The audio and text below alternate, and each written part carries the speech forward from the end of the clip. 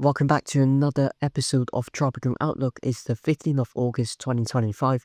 In the Atlantic Ocean, we finally have our first hurricane of the season, Erin, which has been upgraded to a Category 1 hurricane in the latest advisory. We also have 98L, which has been downgraded to a low chance of development. That one is expected to remain as a tropical wave as it moves into southern Texas. Some heavy rainfall could be expected around the area. So back to our main story today, Hurricane Erin, estimated to have winds of around 75 miles per hour, which is borderline Category 1 hurricane status, a minimum pressure of around 996 millibars, located at 18.2 degrees north, 56.1 degrees west, moving west-northwestward at around 18 miles per hour, so it has begun shifting its trajectory to attract more towards the north. So, latest forecast for the next 5 days by tomorrow is expected to strengthen into a Category 2 hurricane with winds of around 105 miles per hour, and over the weekend it will remain pretty close to the Leeward Islands and Puerto Rico whilst continuing to track northwestward. It's expected to become a major Category 3 hurricane by early Sunday. That's the time when it will be located directly towards the north of Puerto Rico. Then it's going to travel through the ocean just to the east of Bahamas, along with the Turks and Caicos Islands to the west of it, whilst further strengthening into a powerful Category 4 hurricane, peaking at around 140 miles per hour winds. After that, the ridging from the high pressure area is going to weaken by a trough coming from the north, which is going to cause Erin to perform that curved track we have been talking about for a long time. It's going to travel much more towards the north, starting from Monday and curl away from the eastern coast of the United States.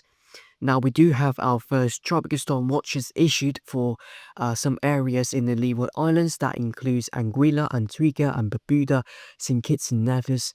Tropical storm condition could possibly occur in these areas within the next 48 hours. We need to stay cautious about it. So this is the tropical storm force wind probability map in general. The Leeward Islands and Puerto Rico is sitting at around 5 to 10%. And the Virgin Islands sitting at around 10 to 20% there, a little bit higher. Turks and Caicos Islands actually had an increase in the chance, around 20% chance of tropical storm condition. The eastern part of the Bahamas sitting at around 5 to 10%. So chances are quite low at the moment, but if there's a fluctuation in Erin's track, these numbers could also change, could go higher, could go lower. We don't know. We need to keep our heads up for these. So let's look at the latest GFS run for the wind forecast. They're expecting the tropical storm force wind to completely miss out on land. These green spots here is going to stay out in the ocean. But look at these blue colors covering the Leeward Islands and Puerto Rico over the weekend. Those represent winds of around 25 to 30 miles per hour, which is equivalent to what you expect from a tropical depression. Those winds aren't quite as strong as tropical storm force winds, but it will still cause, some disruption because it's still higher wind speed than usual. Along with the rainfall that's expected to come into this area, it could bring some dangerous gusty winds. So how much rainfall are there going to be? Well, fast forward to the next 48 hours, notice how the brightest color is going to stay out in the ocean. That's kind of the pattern the model is expecting, which means the strongest rainfall will be kept over the Atlantic Ocean, and that's what we want because we don't want those strong rainfalls to be coming onto land, but we still have to be cautious about the Leeward Islands and Puerto Rico. GFS expecting over 1.5 inches of rain to drop over these areas, well, some parts of these areas over the next 48 hours. Most places could be expecting around 1 inch of rain. We're also expecting heavier rainfall around Puerto Rico. We could see some localized flooding to occur, but the main precipitation is going to occur in the next 48 hours. After that, the range is going to be much lighter and the weather is going to start to turn in better ways for these areas. But we also have to be watching for the Bahamas, Turks and Caicos. We could see some slight increase of rainfall over there next week as well. So Erin is also expected to generate some high wave heights to the coastline. The National Weather Service has issued some rip current advisories towards the Leeward Islands and Puerto Rico. You can go on the website to check that. Here is the forecast. is expecting around 1 meter for the majority of the Leeward Islands, up to 2 meters for the coastline of northern Puerto Rico. And watch this, Erin is expected to expand in size, obviously.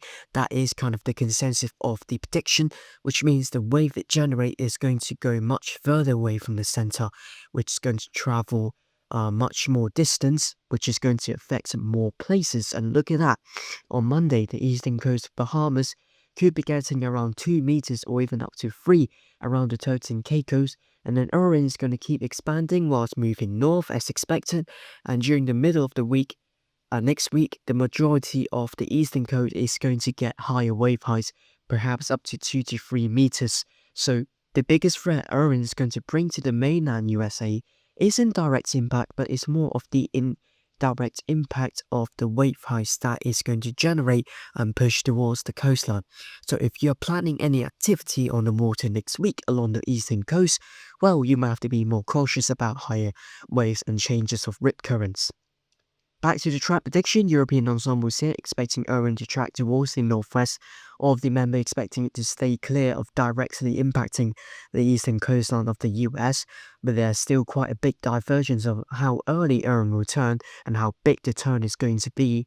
Some of them predict a closer track to the eastern coast of the US, some of them predict the track closer to the Bermuda, and you can see all these predictions scattered all over the place. Combining with other computer models from all around the world, the consensus still remains as that curving track which takes Erin away from land, which is the eastern coast of the US and Bahamas, so not a lot has changed there. Intensity forecast, most computer models calling for at least a major Category 3 hurricane. That has been the theme for the last couple of days. The most vigorous intensification will occur within the next 48 to 60 hours. According to these models, look at that steep line going up. There is, in fact, a chance for rapid intensification, which means when sustained winds of Erin goes up by at least 35 miles per hour inside 24 hours, less than half of the models expecting a Category 4 hurricane, which is surprising given that even the National Hurricane Center is predicting that to happen. But maybe the uncertainty is still there. So here's what Erin looks like right now. You can see the high cloud tops begin to circulate more. The motion is showing Erin trying to wrap out an eye there. It also has very good outer flow. These outer flow are kind of a shield which prevents a dry air to infiltrate and weaken Erin's core structure. Some of those high cloud tops temperature are dropping below -70s, even down to -80s in some instances. You can also see the outer rain bands beginning to arrive at the Leeward Islands. A rainfall could be starting soon. And look at those high sea surface temperature. Erin now sitting at around 28 to 29 degrees, with even higher, warmer sea surface temperature are ahead of it, up to 30 to the east coast of Bahamas, which is really going to fuel its intensification in the future, which is expected to increase in the next few days. It could be the reason why some computer models aren't expecting Erin to become as powerful as some were expecting, but in conclusion, Erin is likely to become our first major hurricane of the season, and we could be seeing a really powerful tropical cyclone there. The updates will be coming on this channel. Thank you for watching and have a nice day. See ya.